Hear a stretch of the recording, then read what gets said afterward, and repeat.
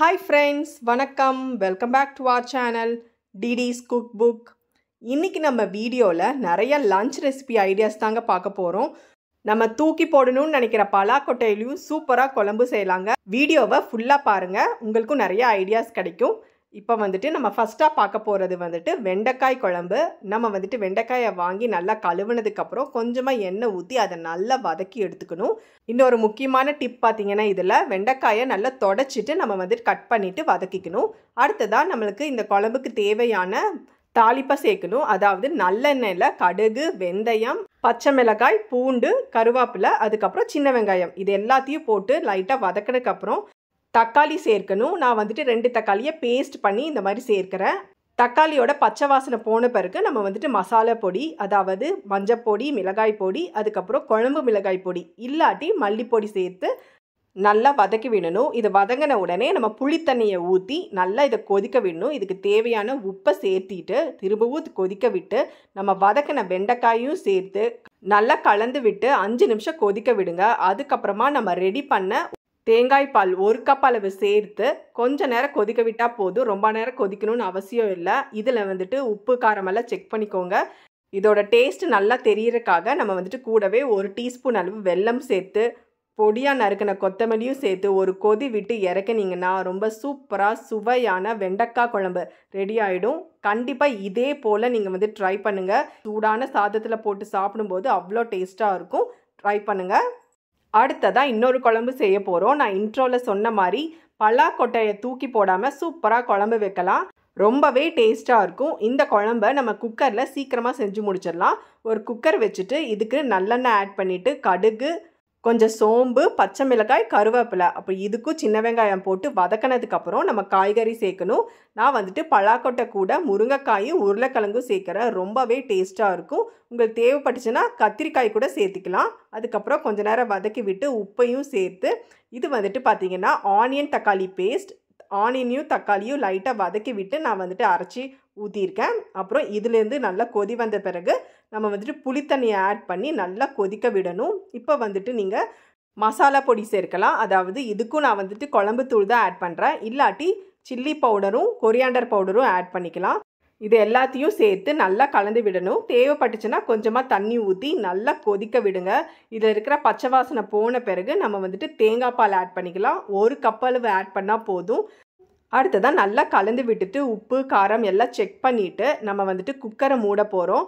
இது கொதி வந்ததும் குக்கரை நல்லா மூடி 2 விசில் விட்டால் போதுங்க. குழம்பு சூப்பராக தயாராகிடும். அதுக்கப்புறமா அடுப்பிலிருந்து இறக்கி ப்ரெஷர் இறங்கின உடனே ஓப்பன் பண்ணிவிட்டு பொடியாக நறுக்கிற கொத்தமல்லி, பெருங்காயத்தூள், கொஞ்சம் வெல்லம் மறுபடியும் கலந்து விட்டு சர்வ் பண்ணிங்கன்னா அவ்வளோ டேஸ்ட்டாக சூப்பராக இருக்குங்க. சூடான சாதத்தில் நெய் விட்டு இந்த குழம்பையும் சேர்த்து சாப்பிடும்போது அவ்வளோ டேஸ்ட்டாக இருக்கும். ஸோ ஃப்ரெண்ட்ஸ், பலாக்கொட்டையை தூக்கி போடாமல் ஒரு டைம் இந்த குழம்பு செஞ்சு பாருங்கள். ரொம்பவே டேஸ்ட்டாக இருக்கும். நம்ம 2 குழம்பு ரெசிபிஸ் பார்த்துட்டோம். இப்போ நம்ம சூப்பராக ரசம் வைக்க போகிறோம். ஒரு டைம் இந்த மாதிரி ரசம் வைங்க. ரொம்பவே டேஸ்ட்டாக இருக்கும். எல்லாத்துக்குமே ரொம்ப பிடிக்கும்.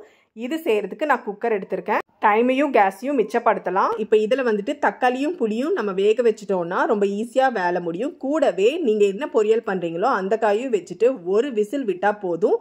அது சீக்கிரமாக வெந்துடும். இதுக்கிடையில் நம்ம ரசத்துக்கு தேவையான மசாலா இடிச்சுக்க போகிறோம். தேவையான ஜீரகம், மிளகு, சின்ன வெங்காயம், 2 பூண்டு இதெல்லாம் போட்டு இந்த மாதிரி நல்லா இடிச்சுக்கிட்டு இது கூடவே ஒரு பச்சை மிளகாய், சிவப்பு மிளகாய், கருவேப்பிலை இதெல்லாம் போட்டு ரெடியாக வச்சுக்கலாம். இப்போ பாருங்கள், இது செய்கிறதுக்குள்ளே நம்ம இதுவும் ஒரு விசில் விட்டு ரெடி ஆயிடுச்சு. காயை தனியாக எடுத்து ஃபில்டர் பண்ணி வச்சுக்கலாம். இப்போ பாருங்கள், நம்ம ஒரு கடாயில் தேவையானதெல்லாம் போட்டு தாளிச்சிட்டு இந்த காயும் போட்டு தாளிச்சிட்டிங்கன்னா பொரியல் ரெடி. நம்ம வேக வச்ச தக்காளியை ஆறின பிறகு நல்லா இந்த மாதிரி கரைச்சிட்டோம்னா ரசத்துக்கும் ரெடி ஆகிடும். அதே சமயம் நான் சாதமும் ரெடி பண்ணிட்டேன். இப்போ ரசத்தை தாளிக்க போகிறோம். கடாய் வச்சுருக்கேன். இதில் எண்ணெயும் நெய்யும் ஊற்றிட்டு நம்ம இடித்த மசாலாவை இதில் போட்டு ஆட் பண்ணிவிட்டு தேவைப்பட்டுச்சுன்னா நம்ம ரசப்பொடியும் சேர்த்து நல்லா வதக்கி விடணும். ஒரு வாசனை வரும். அப்போ நம்ம இதை ஆஃப் பண்ணிடலாம். அதுக்கப்புறம் இன்னொரு அடுப்பில் நம்ம கரைச்ச தக்காளியை நான் வச்சுருக்கேன். இப்போ இதில் நம்ம தாளிச்சதை ஆட் பண்ணிவிட்டு தேவையான உப்பு போட்டு ஒரு கொதி வந்த பிறகு நம்ம அரிசி தண்ணியை ஊற்றி கூடவே கொத்தமல்லி, பெருங்காயத்தூள் இது எல்லாத்தையும் போட்டு மூடி வச்சிடலாம். இது பார்த்தீங்கன்னா கொதிக்கக்கூடாது. ஒரு நொரை கட்டினா போதும். சூப்பராக ரசம் ரெடி ஆகிடும். இதே போல் ட்ரை பண்ணுங்கள். சுட சுட சாப்பிடும்போது ரொம்ப டேஸ்ட்டாக இருக்கும். எனக்கு ரசம் ரொம்ப பிடிக்கும். உங்களுக்கும் பிடிக்குமான்னு கமெண்ட் பண்ணுங்கள். இப்போ அடுத்த ரெசிபீஸ் வந்துட்டு நம்ம கலந்த சாதம் செய்ய போகிறோம். ஃபஸ்ட்டு வந்துட்டு முட்டைக்கோசையும் கேரட்டையும் யூஸ் பண்ணி ஒரு சாதம் செய்ய போகிறோம். அதுக்கு பாருங்கள், இந்த மாதிரி அகலமான கடாய் வச்சுட்டு எண்ணெய் ஊற்றிட்டு எண்ணெய் சூடானதும் கடுகு, சீரகம், பச்சை மிளகாய், கருவேப்பிலை, அதுக்கப்புறமா நீட்டமாக கட் பண்ணி வச்ச பெரிய வெங்காயத்தையும் போட்டு நல்லா வதக்கி விட்டதுக்கப்புறம் கேரட்டையும் முட்டைக்கோசையும் ஆட் பண்ணிக்கணும். நான் வந்துட்டு முட்டைக்கோசையும் கேரட்டையும் ஒரு விசில் விட்டு வேக வச்சு எடுத்து வச்சுருக்கேன். அதுக்கப்புறமா நம்ம மசாலா பொடியும் சேர்க்கணும். மஞ்சப்பொடி, மிளகாய் பொடி, தனியா பொடி, கரம் மசாலா பொடி இதெல்லாம் போட்டு கலந்து விட்டதுக்கப்புறம் தேவையான உப்பையும் சேர்த்து ரெடி பண்ண சாதத்தையும் போட்டுடணும். அதுக்கப்புறமா பொடியாக நறுக்கி வச்ச கொத்தமல்லியும் சேர்த்து நல்லா கலந்து விட்டு எடுத்திங்கன்னா ரொம்ப சூப்பராக சுவையான ஒரு லஞ்ச் பாக்ஸ் ரெசிபி ரெடி ஆகிடும். கண்டிப்பாக இது போல் ட்ரை பண்ணுங்கள், ரொம்ப சீக்கிரமாகவே வேலை முடியும். அடுத்ததாக நம்ம பார்க்க போகிறது ரொம்ப சுவையான கீரை சாதம், அதாவது பாலக்கீரை யூஸ் பண்ணி செய்ய போகிறோம். இதுக்கு பாருங்கள், ஒரு கடாயில் எண்ணெய் ஊற்றிட்டு வேர்க்கடலையும் முந்திரியும் தனியாக போட்டு வறுத்து எடுத்து வச்சுக்கணும்.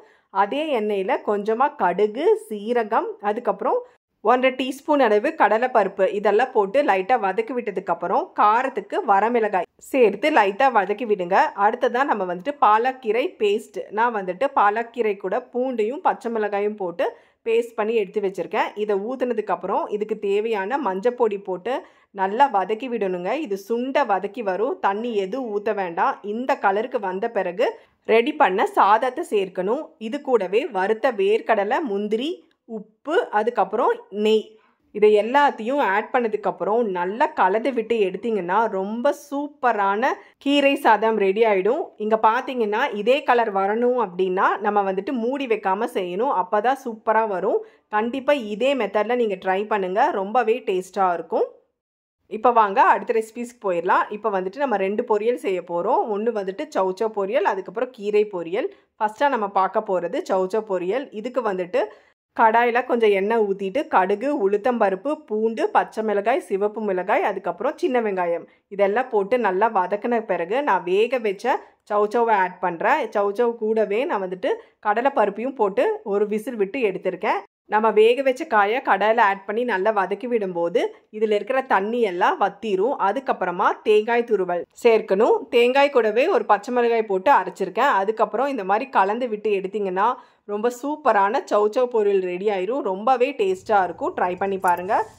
அடுத்த பொரியல் ரெசிபிக்கு போயிடலாம். இதுக்கு பாருங்கள், கடாய் வச்சுருக்கேன். கடாயில் எண்ணெய் ஊற்றுனதுக்கப்புறம் கடுகு நல்லா பொரிஞ்சதும் உளுத்தம்பருப்பு, அதுக்கப்புறம் சீரகம் இதையும் போட்டதுக்கப்புறம் பச்சை மிளகாய், சிவப்பு மிளகாய் போட்டு நல்லா வதக்கி விடணும். அதுக்கப்புறமா சின்ன வெங்காயம், இங்கே பார்த்தீங்கன்னா நான் எல்லா ரெசிபீஸ்க்கும் சின்ன வெங்காயம் தான் சேர்ப்பேன், அப்போ தான் ரொம்ப டேஸ்ட்டாக இருக்கும். உங்களுக்கு தேவைப்பட்டுச்சுன்னா நீங்கள் பெரிய வெங்காயம் போட்டுக்கலாம். இதெல்லாம் போட்டு நல்லா வதக்கினதுக்கப்புறம் நான் வந்துட்டு கீரையை க்ளீன் பண்ணி கட் பண்ணி எடுத்து வச்சுருக்கேன். இது பார்த்தீங்கன்னா பாலாக்கீரை தான். பாலாக்கீரையில் பொரியல் பண்ணும்போது ரொம்பவே சூப்பராக இருக்கும். கீரையை ஆட் பண்ணதுக்கப்புறம் நல்லா வதக்கி விட்டோன்னா இதுவே பாருங்கள் நல்லா தண்ணி விட்டு நல்லா வெந்து வந்துடும். நல்லா வெந்த உடனே நான் வந்துட்டு இங்கே துவரம் பருப்பு சேர்க்கிறேன். இதையும் பார்த்திங்கன்னா குக்கரில் விசில் விட்டு எடுத்து வச்சுருக்கேன். இது கூடவே தேங்காய் துருவல் இது எல்லாத்தையும் போட்டு கலந்து விட்டிங்கன்னா ரொம்ப சூப்பரான இந்த பாலாக்கீரை பொரியல் ரெடி ஆகிடுங்க. இதே போல் நீங்கள் ட்ரை பண்ணுங்கள். அடுத்ததான் நம்ம 2 நான்வெஜ் ஸ்டார்டர் ரெசிபிஸ் பார்க்க போகிறோம். ஒன்று வந்துட்டு தந்தூரி ரெசிபி, அதாவது சிக்கன் தந்தூரி செய்ய போகிறோம். இதுக்கு பாருங்கள், ஹோல் சிக்கன் 2 பீஸ் வாங்கி நல்லா வாஷ் பண்ணதுக்கப்புறம் 2 டேபிள் ஸ்பூன் தயிர் ஆட் பண்ணியிருக்கேன். அதுக்கப்புறம் ready mix tandoori powder add பண்ணியிருக்கேன், அதுலேயே உப்பு இருக்கும். அதுக்கப்புறமா நம்ம இஞ்சி பூண்டு பேஸ்ட்டு போட்டு எல்லா இடத்துலையும் படுற மாதிரி நல்லா தடவி வச்சுருக்கேன். இதை வந்துட்டு 1/2 மணி நேரம் ஊற வச்சதுக்கப்புறம் இந்த மாதிரி தவாவில் கொஞ்சமாக எண்ணெய் விட்டு இந்த மாதிரி மூடி வச்சு நம்ம சுட்டு எடுத்தோன்னா ரொம்ப சூப்பரான சிக்கன் தந்தூரியை வீட்லேயே ரெடி பண்ணிடலாம். ரொம்பவே டேஸ்ட்டாக இருக்கும், குட்டீஸ்க்கும் ரொம்ப பிடிக்கும், ட்ரை பண்ணுங்கள். இப்போ கடைசியாக இன்னொரு நான்வெஜ் ஸ்டார்டர் ரெசிபியை பார்க்க போகிறோம். நம்ம இதையும் ரொம்ப ஈஸியாக செய்யலாம். ரொம்பவே ஸ்பைசியாகவும் ஜூஸியாகவும் இருக்கும், அதே சமயம் டேஸ்ட்டும் ரொம்ப சூப்பராக இருக்குங்க. இப்போ வாங்க இதை எப்படி செய்கிறதுன்னு பார்க்கலாம். இது செய்கிறதுக்கு நம்மளுக்கு சோம்பு, மிளகு, மல்லி, கருவேப்பிலை இது எல்லாத்தையும் வறுத்து பொடி பண்ணி வச்சுக்கணும். அடுத்ததாக சிக்கன் எடுத்து நல்லா வாஷ் பண்ணதுக்கப்புறம் உப்பு, மஞ்சப்பொடி, மிளகாய் பொடி எல்லாம் போட்டு 1/2 மணி நேரம் ரெஸ்டிங் டைம் கொடுக்கணும். அதுக்கப்புறம் ஒரு ஒயிட் கடாயில் கொஞ்சமாக எண்ணெய் சேர்த்துட்டு இஞ்சி, பூண்டு, பச்சை மிளகாய், கருவேப்பிலை இதை கொஞ்சம் நேரம் வதக்கி விட்டதுக்கப்புறம் நம்ம ஊற வச்ச சிக்கனை இதில் போட்டு நல்லா நம்ம வந்துட்டு வேக வைக்கணும். இது வேக வைக்கிறதுக்கு ஒரு மூடி போட்டு மூடி நல்லா வேக வச்சிட்டோன்னா சூப்பராக வெந்துடும். ஒரு 10 நிமிஷத்துக்கு அப்புறம் இந்த மாதிரி எடுத்தோன்னா பாதி அளவுக்கு நல்லா வெந்திருக்கும். இதுக்கப்புறம் நம்ம கரம் மசாலா, அதுக்கப்புறம் பொடி பண்ண ஃப்ரெஷ் மசாலாவையும் சேர்த்து கூடவே சின்ன வெங்காயம் இல்லாட்டி பெரிய வெங்காயமும் சேர்த்து மறுபடியும் ஒரு 5 நிமிஷம் மூடி வச்சு எடுத்திங்கன்னா ரொம்ப சாஃப்டாக ஜூஸியாக ஸ்பைஸியாக சிக்கன் வறுவல் தயாராகிடும். கண்டிப்பாக ட்ரை பண்ணுங்கள். ஸோ அவ்வளவுதான் ஃப்ரெண்ட்ஸ், எல்லா ரெசிபியும் கண்டிப்பாக ட்ரை பண்ணி பாருங்கள். இப்போ போகிறதுக்கு முன்னாடி நம்ம சேனலை லைக், ஷேர் அண்ட் சப்ஸ்கிரைப் பண்ணிக்கோங்க. தேங்க்யூ.